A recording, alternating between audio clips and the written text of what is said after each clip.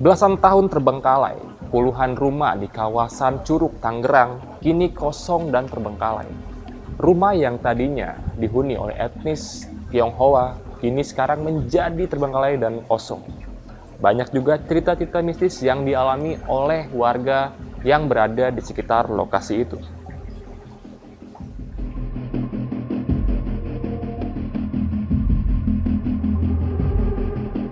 Dan saat ini, tim telusur berkesempatan untuk mewawancarai beberapa narasumber yang mempunyai pengalaman mistis tentang keangkeran lokasi ini. Mulai dari bertemu dengan sosok pocong hingga bertemu dengan sosok wanita yang menyeramkan. Saksikan kisah lengkapnya hanya di Telusur.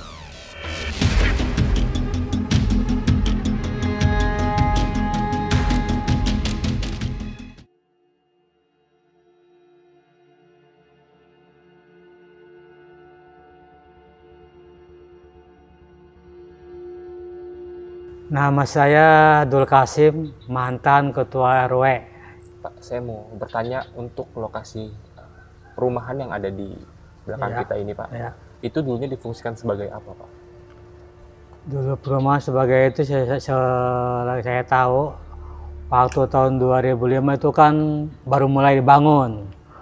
Mulai dibangun udah rapi ya, konsumennya udah banyak, udah pada ngasih DP apa.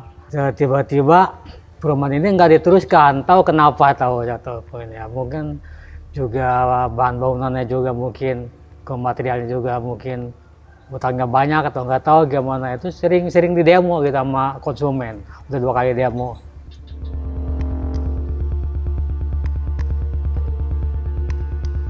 Kalau untuk sejarah atau latar belakang lokasi ini, Pak, sebelumnya dibangun perumahan ini tuh tempat apa, Pak?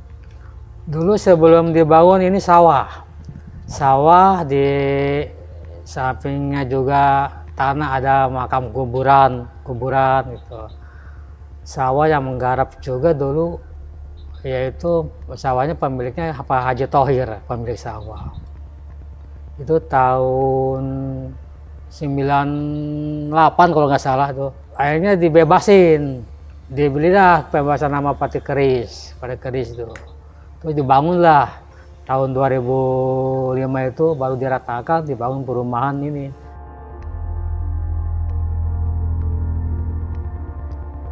Sedikit informasi nih dari warga juga yang saya dapat. Jadi, apakah memang benar dulu di lokasi itu banyak tempati atau ditinggali oleh etnis Tionghoa? Itu benar nggak sih, Pak? Itu betul sekali, betul. Tionghoa kan dulu banyak ya. Sekarang juga masih ada, di belakang juga masih ada.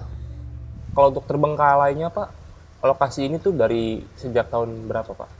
Terbengkalainya tahun 2005, 2007 lah, kira-kira bangsa 17 tahunan, 18 tahun gitu. Sampai saat sekarang ini.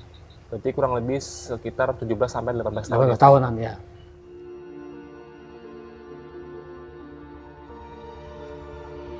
Nah, pokoknya mungkin ya warga itu kan memang kebanyakan enak di sini katanya, cuman kan sayangnya ini terbengkalai begini, tahu kenapa, tahu mungkin nggak diteruskan gitu ya, tahu bosnya gimana, tahu ini kurang tahu juga itu.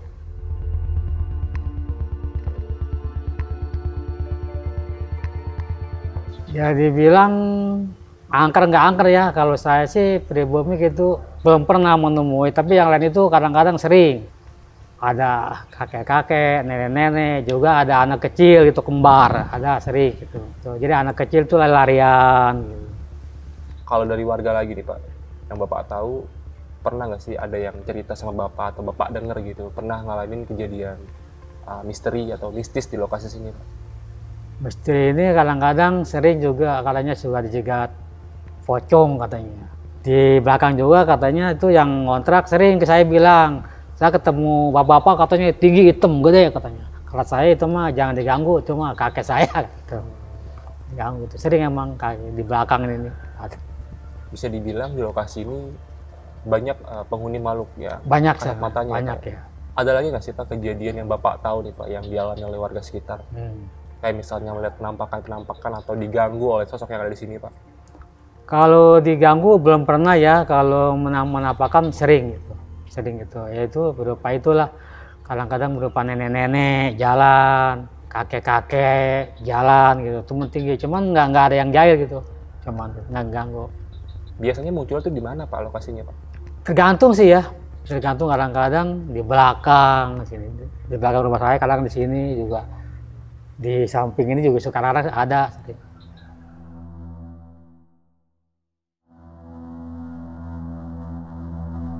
Kalau tanggapan warga sekitar nih Pak, mengenai lokasi ini tuh gimana Pak? Angker katanya. Suka ada yang ngeliat anak kecil lari-lari. Kebanyakan sih yang diganggu kalau orang lewat jalan situ tuh. Pada ngeliat sosok sepuh. Sini. Kalau Bang Alpi sendiri pernah nggak mengalami kejadian mistis di lokasi ini? Dulu pernah.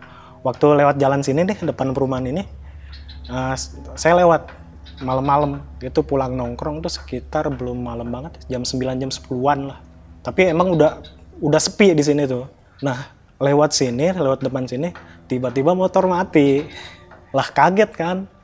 Pas mati, dengar suara rintihan kuntilanak. Hihihi. Dan lewat kain putih di depan saya. Untungnya starter motor bisa langsung kebut aja. Jadi motornya tiba-tiba mati. Tiba-tiba gitu, mati. Dan setelah sosok ini lewat, hidup lagi motornya. Hidup lagi. Untungnya sih hidup lagi. Kalau mati di situ juga ngeri juga sih.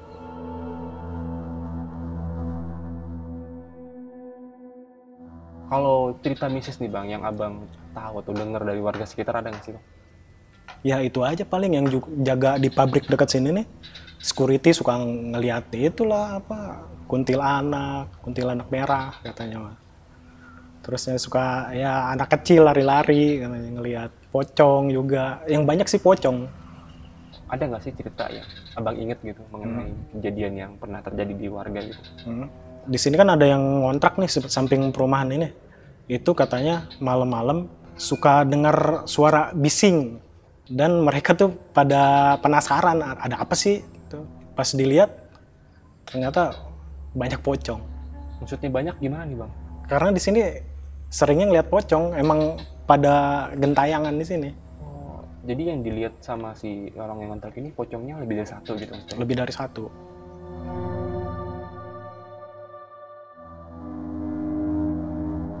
Ada lagi nggak sih Bang kejadian mistis yang Abang tahu di lokasi ini?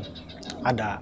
Itu warga kalau malam-malam tertentu ya suka ngedenger di sini kayak acara pesta, kayak bunyi-bunyi barongsai gitu. Terus juga sering tercium bau dupa di sini. Karena udah sering terjadi beberapa malam itu, kalau warga udah biasa kali gitu. Paling ada pesta. Gitu. Karena mungkin warga sudah terbiasa mendengar suara-suara seperti itu di lokasi ini, dan warga menanggapinya sepertinya udah biasa gitu ya. Iya, betul.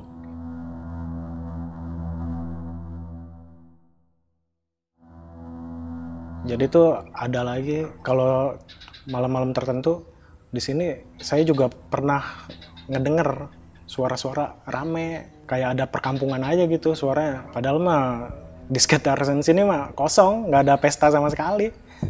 Padahal tahu sendiri nih, begini bangunannya, sepi. Ini kan sekarang suka ditanemin pohon-pohon singkong. Itu kadang-kadang sebelum malam juga menjelang maghrib lah. Di sini pernah ada yang ngeliat sosok pocong, kainnya lusuh, terus mukanya juga gosong. Di sini sih ada juga yang penampakan seorang wanita berbaju merah. Itu sih katanya mah keturunan Tionghoa, muka-mukanya etnis Tionghoa gitu. Dan sosok ini juga paling usil Bang. Dia juga suka nampakin diri, orang-orang yang lewat tuh dijailin sama dia.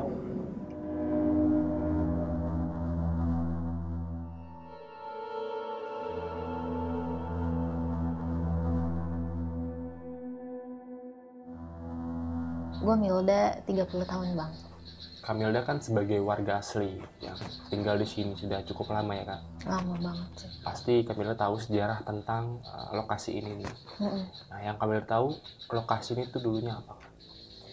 Dulu nih ya, sebelum pembangunan perumahan ini, itu tuh kayak kampung-kampung etnis Tionghoa gitu Bang.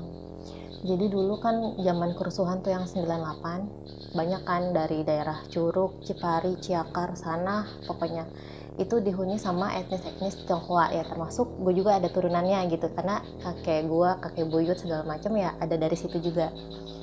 Nah dulu ini perkampungan, cuma mungkin karena yang muda-mudanya lebih milih karir ya, kayak ngerantau ke Jakarta, jadi yang di sini tinggalnya orang tua aja sama anak-anak.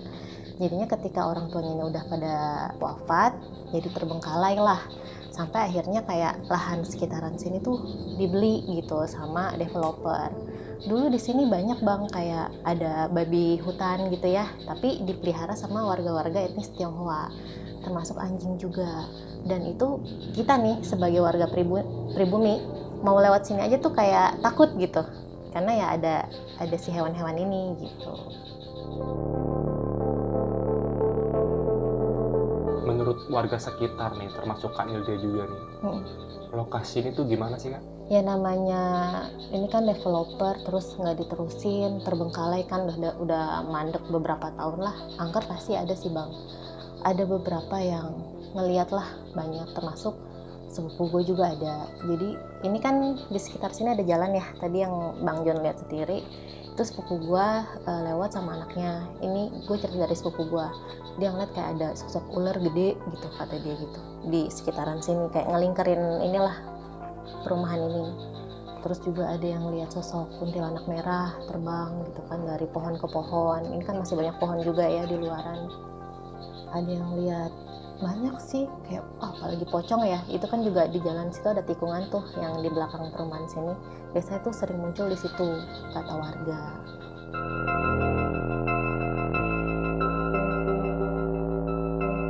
Kalau Kak Milda sendiri pernah nggak sih ngalamin langsung kejadian mistis di sekitaran lokasi ini? Kalau kejadian mistis pernah lah beberapa kali ya, kayak lewat gitu kan, lewat terus waktu itu bareng suami juga sih, motor tiba-tiba berhenti gitu kan, terus ada suara cekikikan kayak mogok aja gitu bang. Tapi kalau misalnya itu sih yang paling ini ya, yang paling terkesan ya. Tapi kalau untuk lewat-lewat sini paling sekilasan ngeliat gitu, cuma oh bener ya yang orang bilang gitu, ada sosok kayak pakai baju merah, rambutnya sebahu, terus tapi merahnya nih kayak merah apa ya, tahu gaun yang agak ketat gitu nggak sih? Terus motifnya tuh ada bunganya gitu. Kayak gitu sih paling.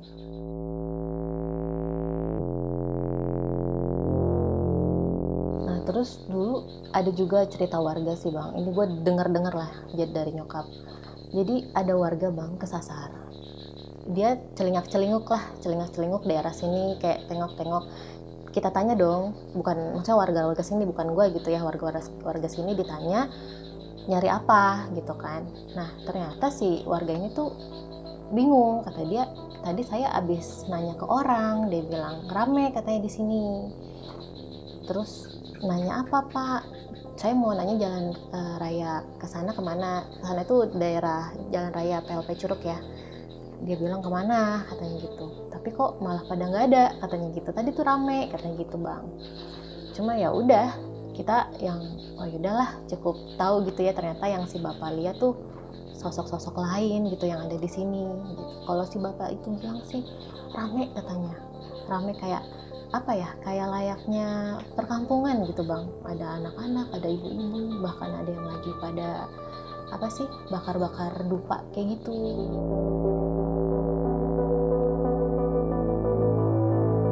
Terus ada juga nih yang orang jual sekutang gitu, tahu kan minuman sekutang tuh yang hangat-hangat. Nah itu dia kan yang namanya ini apa ya, jalan alternatif lah bang, jadi banyak yang lewat nih, tukang-tukang dagang. Ketika dia lewat dia berhenti karena ada yang beli daerah sini ya, di mata dia mah tuh katanya rame, makanya sampai ada yang beli kan. Tapi pas udah dibayar tuh kata dia kok ini dibayarnya pakai kancing, dia bilang. Pas dilihat lagi itu tuh bukan kancing bang, jadi yang dia lihat tuh kayak koin tapi tengahnya kayak kotak gitu bolong. Nah ternyata tuh koin lama ini Chinese, koin Chinese gitu. Pas mau dipanggil lagi si mbaknya ya merinding gua. Pas mau dipanggil lagi si mbaknya malah ini ketawa katanya gitu, ketawa cekikikan terus udah gitu terbang hilang. Itu sih. Banyak sih Bang, kayak cerita-cerita dari warga tuh ya yang gue dengar, karena kan rumah gue deket juga ya, lu bisa inilah, kita kan berangkat dari rumah gue juga kan, deket, jalan kaki juga nyampe. Jadi tuh kayak tetangga-tetangga tuh pada ngomong gitu, pada ngerumpi lah ibaratnya, kalau di sini tuh sering muncul sosok anak kecil Bang, anak kecil 2. Nah yang satu ini kakinya pincang. Jadi dia apa ya, istilah kita tuh jahil lah ya, sering nampakin ke orang-orang kayak nyebrang jalan tapi yang kakinya sambil kayak pincang-pincang gitu. Pas dicari nggak ada apa-apa gitu. Sama ada nih cerita dari kakak gue juga. Ya balik lagi karena kakak gue posisi abis pulang dari Citra Raya, lewat sini lebih deket kan. Itu dia ada kayak ngelihat, awalnya sih dia kayak ngeliat semak-semak dulu. Ini kan banyak pohon nih di sini nih, ada pohon pisang, pohon apalah tuh. Kayak goyang-goyang gitu. Nggak lama dia lompat tuh dari pohon itu, keluar kayak terbang gitu Bang. Tapi pas diperhatiin ternyata itu katanya sosok pocong. Jadi kayak gimana ya, terbang gitu. Nah dan si sosok pocong ini tuh diperkuat sama warga sekitar yang nanam singkong. Nah kan tadi ada tuh singkong-singkong ya yang di depan, itu ditanam sama warga. Ya, mungkin karena tanahnya juga nggak dipakai kan, jadi dimanfaatin lah sama warga. Itu si bapak yang suka nanam singkong nih, kadang kan dia pulang kayak ba'da maghrib gitu ya, baru pulang. Itu ditampakin kadang Bang di pohon pisang, sosoknya tuh kain kafannya lusuh banget, terus mukanya tuh busuk hitam gitu, gimana sih, kayak lusuh lah si sosoknya. Gosong ini gitu mungkin. gosong tapi lusuh gitu, kainnya lusuh kayak compang-camping, terus ada bercak-bercak tanah gitu. Kalau untuk yang terbaru ya, cerita mistisnya ini datang dari tukang pulung Bang. Jadi ada pemulung ya, biasa kan kesini ngambil yang kayak sisa-sisa atau apalah. Nah si pemulung ini tuh ternyata pas warga lihat sore-sore mau menjelang maghrib lah, tangannya tuh patah. Kayak kan kelihatan ya kalau tulang tuh kalau patah geser terus kayak muncul tulangnya tuh beda di posisinya ya. Nah ditanya sama warga, Pak itu tangannya kenapa? Nah si bapak ini histeris cerita, kata dia tadi saya ini ada yang jorokin, kata dia. Jorokin tuh maksudnya ada yang dorong. Dia didorong, sebelum didorong itu ada yang teriak, katanya ngapain kamu di sini gitu. Pas dia nengok, suaranya kan dari belakang. Pas dia nengok itu katanya sosok nenek-nenek Bang, nenek-nenek bongkok, terus dia punya rambut yang ubanan semua gitu ya, agak dikonde.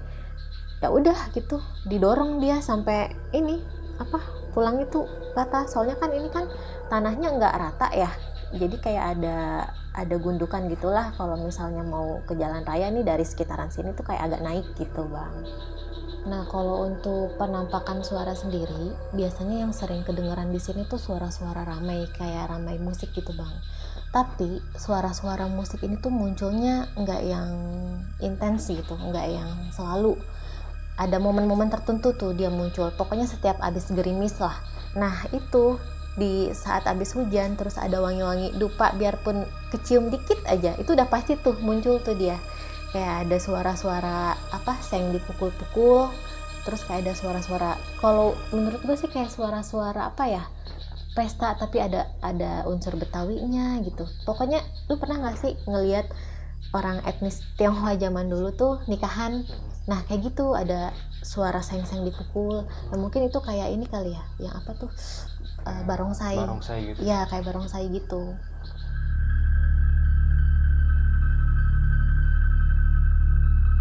Ada lagi nggak sih Kak pengalaman mistis yang pernah terjadi di lokasi ini yang Kakak tahu nih? Ini sih kakak ipar gue sih, dia pernah ketempelan sih Bang. Jadi namanya ini area apa ya, terbengkalai lah ya. Dia buang sampah sembarangan tuh Bang, sampah biasa kayak sampah apa, bungkus somai gitu. Tapi buangnya tuh nggak yang gimana ya, ibarat kata teori jendela pecah lah. Di pojokan situ ada tumpukan sampah yang udah dibakar, ya dia buang ke situ. Tapi memang si spot itu tuh ada di lokasi ini gitu. Nah ketika dia pulang tuh dia langsung panas, meriang. Itu minum obat berhari-hari tuh nggak sembuh Bang. Sampai akhirnya kita mikir nih kenapa gitu kan. Medis udah dijalanin, ya udah akhirnya alternatif dong. Dan menurut orang-orang yang paham sama hal-hal seperti itu tuh katanya ketempelan ternyata. Jadi si sosok ini bentuknya genderuwo bang. Memang dia tempatnya di situ, ya mungkin namanya ini ya kotor kali ya. Dia tempatnya di situ, kebetulan waktu itu ipar gue buang sampah. Marah dia, memang waktu itu dia kejadiannya maghrib bang. Nah udah makanya pas pulang ke rumah malah meriang kayak gitu, meriang nggak jelas. Oke, itu setelah kejadian ketempelan gitu ya. Ngilanginnya atau menanggulanginya itu gimana tuh? Dia pertama sih diurut ya, ada tuh kan tukang urut yang paham juga, diurut terus sama dikasih air putih, tapi air putihnya tuh sama si bapaknya dikasih garam dikit, dibacain, terus udah dia suruh minum kayak gitu sih. Paling ya selebihnya dia cuma baca-baca untuk diri dia sendiri aja gitu.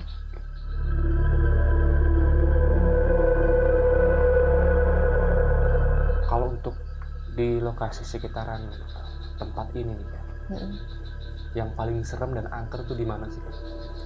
Ini yang di sini nih, kan di sini ada pohon pisang, terus ada pohon besar juga kan, yang nggak tahu lah itu pohon apa ya. Nah itu tuh paling angker bang, karena apa? Penampakan rata-rata tuh liatnya di daerah situ, daerah deket-deket si pohon ya, cuma range 1 meter doang, sama sosok-sosok yang sekelibatan lewat, itu arahnya ke dia semua, ke si pohon itu semua, kayak gitu. Makanya kalau misalnya malam-malam jam 10 sebenarnya gue juga udah dilarang sih sama bokap nyokap kalau misalnya pulang dari daerah Citra Raya, kalau bisa jangan lewat sini kayak gitu.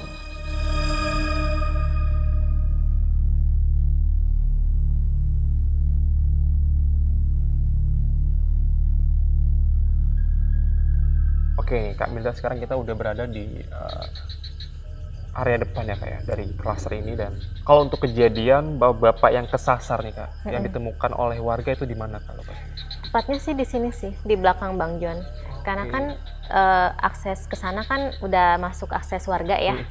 Jadi warga-warga nemunya dia di sini.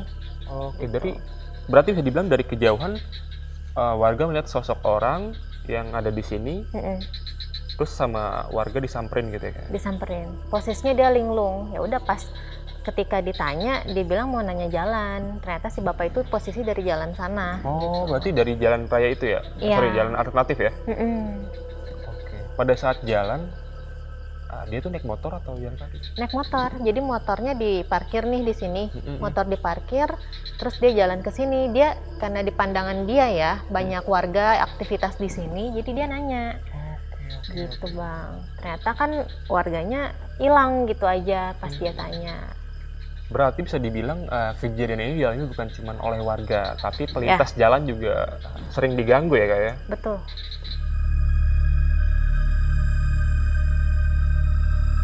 Oke, ini sekarang gue sama Kamilda udah berada di... sorry, tadi ada suara anak kecil. Dengar gak sih? Dengar. Dengar ada. Kayak ada suara tadi, gue dengar suara anak kecil.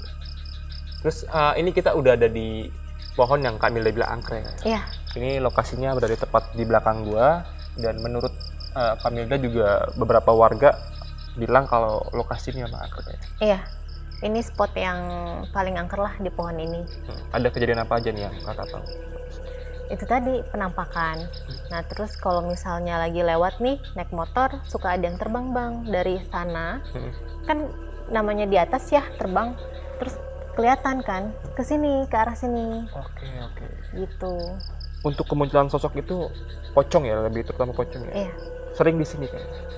Untuk sosok pocong sering di sini.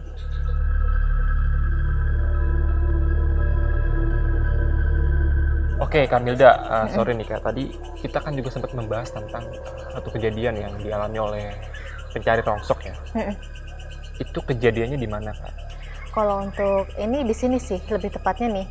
Jadi kan di situ kan akses ke warga ya. Jadi dia lewat situ, terus dia naruh gerobaknya nih di atas. Oke. Nah, terus dia ke bawah pas dia lagi mau naruh barang-barang itu ke gerobaknya.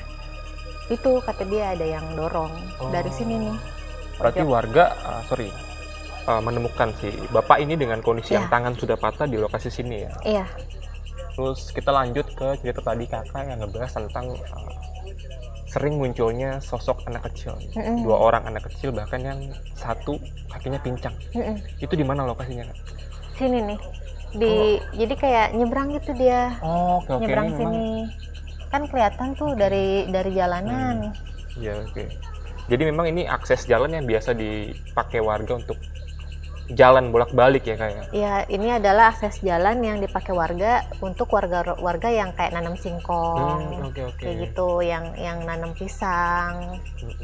Gitu, Bang. Oke, Kamila, thank you banget nih Kamila udah mau nemenin kita di lokasi yang keren banget nih. Ya, Kamila juga ini kan punya channel YouTube juga ya Kak? Oh ya, ada. Gokil. Kasih tahu dong Kak buat teman-teman telusur nih, kali aja nanti setelah dari sini mereka mau nonton channelnya Kamila langsung. Channelnya apa Kak? Ada nama sendiri sih, Milda Kurnia. Itu ada tentang podcast horor juga, dan ada Bang Jong juga di situ cerita. Terima kasih ya. Terus kalau satu lagi ada podcast Tengah Sayap, itu tentang struggle-nya kisah percintaan aja sih Bang. Oh, oke. Berarti selain horor ada juga kisah percintaan nih. Ada. Gue juga banyak loh Kak cerita-cerita yang kayak gitu loh, Kak. Ya udah, nanti cerita ya. Boleh. Oke, Kamila, makasih banyak. Thank you banget. Sama-sama, Bang Sekali lagi Jon. semoga sehat sukses selalu ya. Amin ya Salam buat Allah. keluarga di rumah Kamila. Amin. Silakan Kak. Ya.